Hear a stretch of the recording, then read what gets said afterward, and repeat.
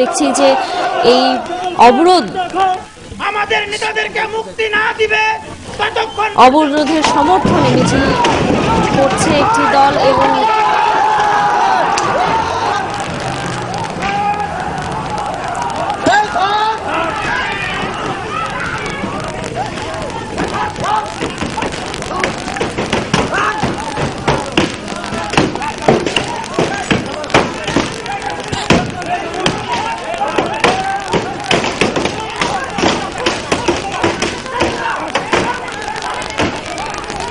দর্শক আমরা রংপুরের ছবি দেখছি। আমরা এরই মধ্যে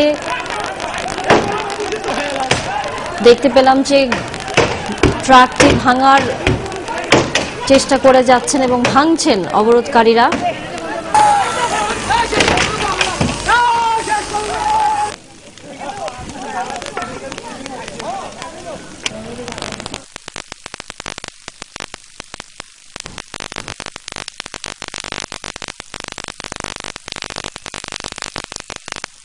দর্শক আমরা এখন খুলনা থেকে রংপুর